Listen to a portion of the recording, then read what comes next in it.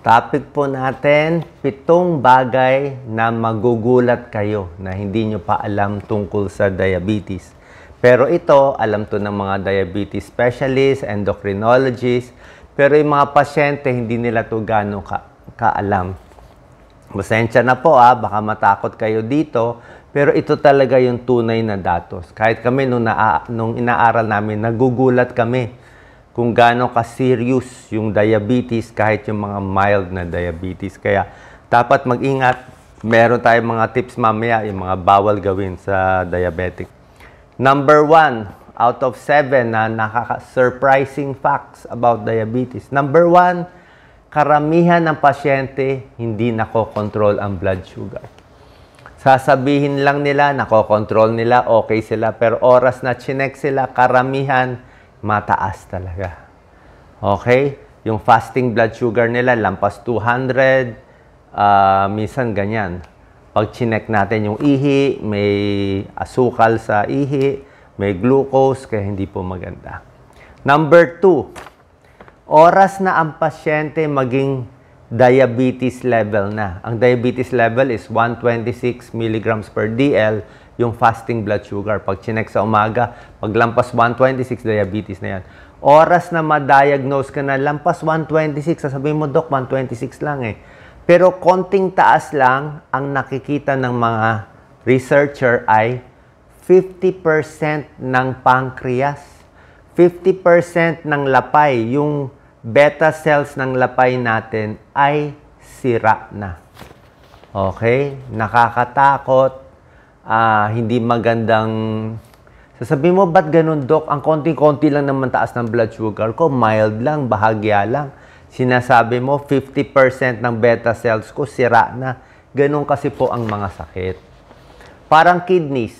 Pag tumaas ang creatinine, malaki na sira ng kidneys. Okay? Sa high blood, pag nagkasintomas na, ay malala na. Parang cancer. Ang cancer, stage 1, stage 2, walang sintomas, hindi mo mararamdaman yung bukol. Mararamdaman lang pag stage 3, stage 4. Ganyan kasi yung sakit. Oras na magka-warning sign, kadalasan, malala na. Kaya ang gusto nga natin, early eh. Kaya nga natin to tinuturo, habang maaga pa, maagapan na. Pero ganun nakikita nila. Oras na tumaas ang blood sugar, marami ng sira. Number 3, nakakagulat na data. Kahit mild lang ang diabetes mo, very mild, bahagyang taas, marami ng komplikasyon. Pwede na masira. Meron nga sila na check, hindi pa umaabot sa diabetes level. Fasting blood sugar niya, 110 to 125 pa lang. Very mild pa lang. Pre-diabetes pa lang dito. Pero nung chinek nila, 40% nung lapay sira na. Kasi ngayon lapay natin magaling, ang pancreas natin, pag ang sira, 10%, 20%, 30%, normal pa rin blood sugar. 40%, normal pa rin blood sugar. Kailangan 50% masisira bago natin madidetect. Hindi maganda kung ganon. Number 4, pwede naman i-monitor yung blood sugar. Meron namang paraan, hindi naman ganun kamahal. Bili na lang tayo ng blood sugar testing para malaman. Okay? Number 5, ang pag-inom ng matatamis, soft drinks, kulang sa exercise, pwede mag-cause ng diabetes. Okay, overweight, soft drinks, iced tea, lahat yan, kulang sa exercise, mas mataas ang chance. Kahit diet soft drinks. Yung mga diet soft drinks, ano rin, yung mga may artificial sweetener, maraming pag-aaral, hindi rin maganda. Tapos, yung mga dark-colored, siyempre hindi ko babanggitin yung brand. Basta yung soft drinks na dark-colored, di ba? Yun yung masarap eh. Meron siyang phosphorus. Yung phosphorus hindi rin maganda sa kidneys. Okay? Babagsak yung calcium, pwede mag-osteoporosis, pwede masira kidneys. Number 6, ang pinakamagandang pag-check ng blood sugar, di ba ginagawa natin fasting blood sugar sa umaga? Okay naman yung fasting blood sugar, pero meron pang mas maganda. Ang mas maganda yung hemoglobin A1C. Kaya pwede nyo po pa-check sa laboratory. Sabihin mo, fasting blood sugar, check ko. Tsaka sabi ni Doc Willie, hemoglobin A1C. Itong hemoglobin A1C, yan ang blood sugar mo for the past 3 months. mas sigurado yan. Kasi yung fasting blood sugar, pwede idaya eh. Hindi ka lang kumain ng 2 araw, di mababa na fasting blood sugar mo.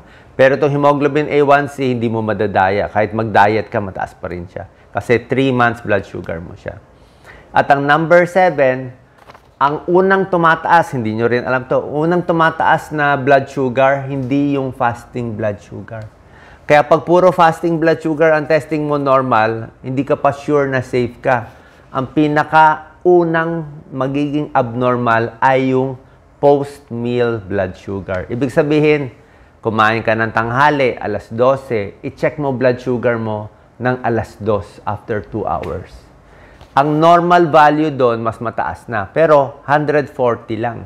140 milligrams per DL pag 2 hours after eating. Sabihin, kumain ka ng maraming kanin, dapat hanggang 140. Pag lumampas ka sa 140, papunta, parang diabetic na yun. Magkuha twice, diabetes na yun. So, ang mahalaga, hindi lang yung fasting blood sugar, pati yung 2 hours after eating. Sabihin, kumain ka ng maraming sugar, hindi kinaya ng katawan mo. Lumalampas na. Oo, pero pag wala kang kinain, normal ang blood sugar mo. Pero diabetic ka na rin pala. Yan, kaya marami nakakalusot.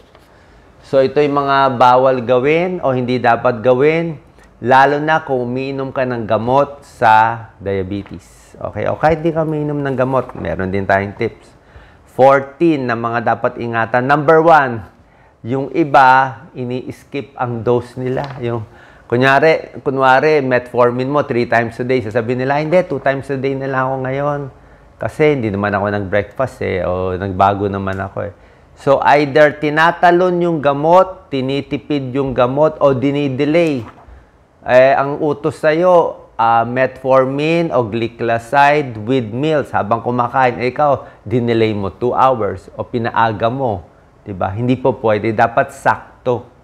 Ang secret ay consistent ka dapat sa diabetes. Kasi nga, hindi na kaya nung katawan natin i-control yung blood sugar mag-isa eh. Kailangan tulungan mo na ng gamot kung nakagamot ka. Number 2, bawal din na mag-adjust ng dose mag-isa. Sabihin mo, tataas ko yung dose ko o babawasan ko mag-isa. Hindi po pwede. Dapat doktor lang. Yung iba, naka-insulin. Sasabihin yung insulin ko, tataas ko, bababa ko. Kung may instruction yung doktor mo. Pero kung walang instruction, hindi po ganun kadali. Mahirap maghula-hula. Let's say, blood sugar mo sa gabi, mataas. Sasabihin mo, mataas ang blood sugar ko. So, a-adjust ko insulin sa gabi ko. Actually, kadalasan mali yun. Sasabihin mo, mataas sa gabi. So, a-adjust ko sa gabi, mali.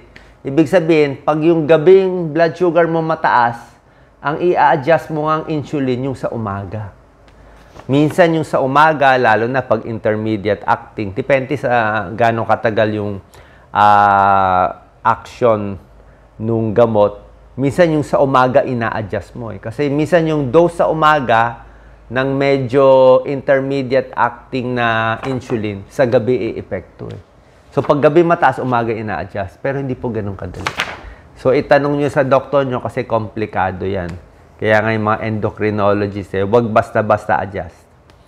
Number 3, lalo na kung diabetic ka o talagang magulo ang blood sugar mo, hindi pwede yung magta-travel ka, hindi mo dala yung gamot mo, hindi mo dala pan-testing mo, hindi mo dala insulin mo, delikado po.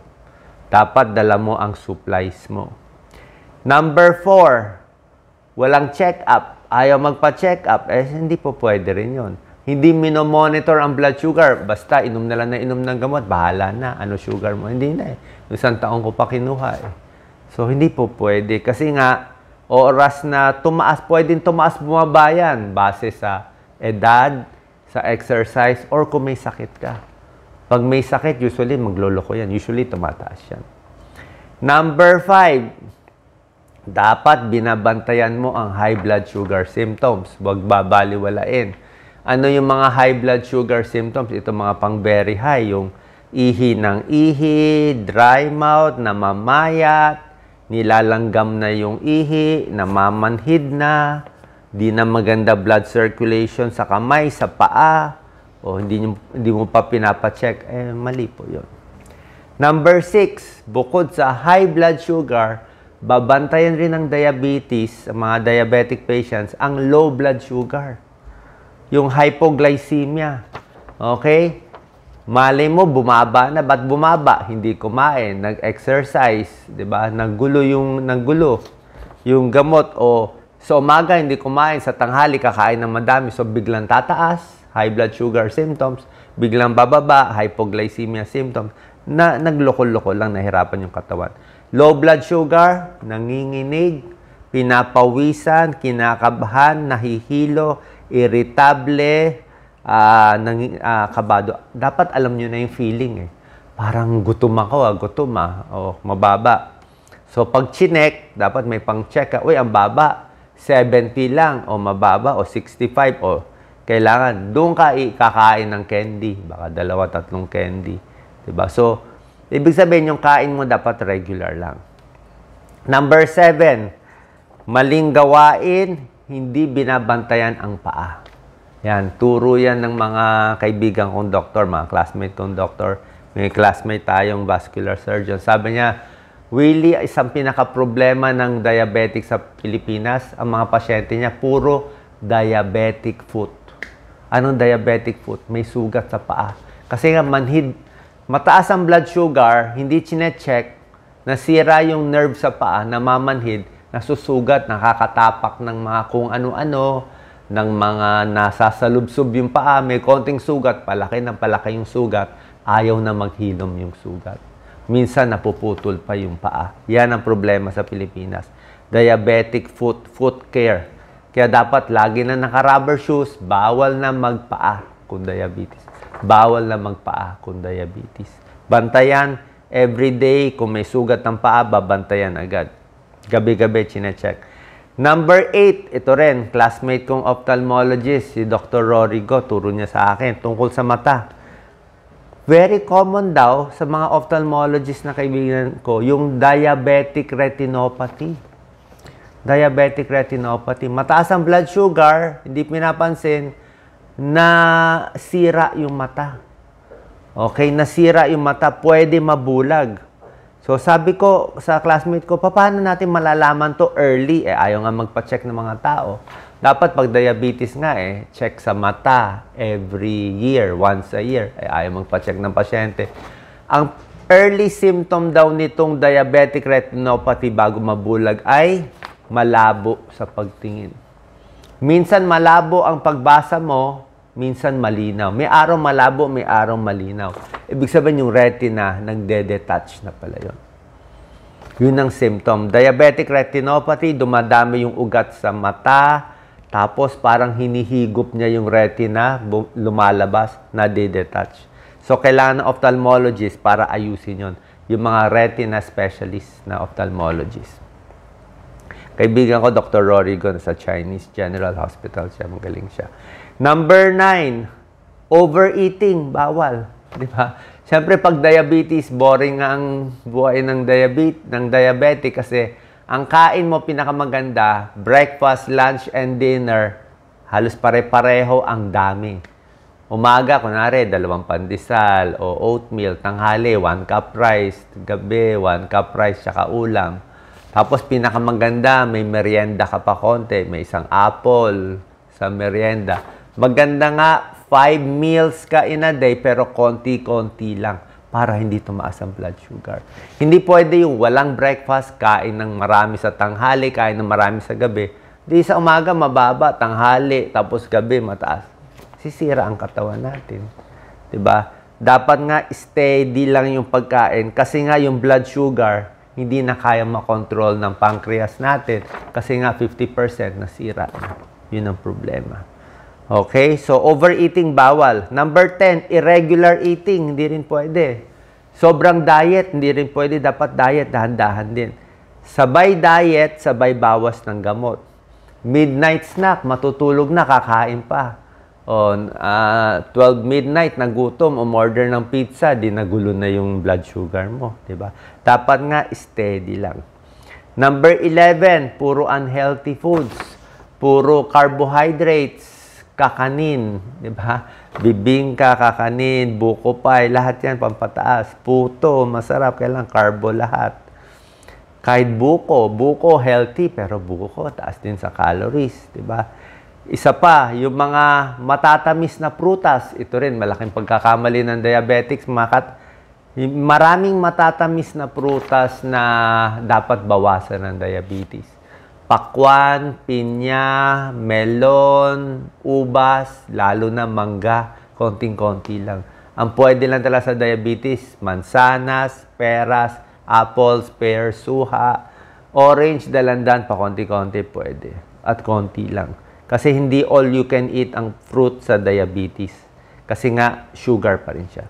Number 12, matatamis na inumin. Soft drinks, iced tea, syempre, tubig talagang pinakamaganda. Kape, black coffee kung gusto mo.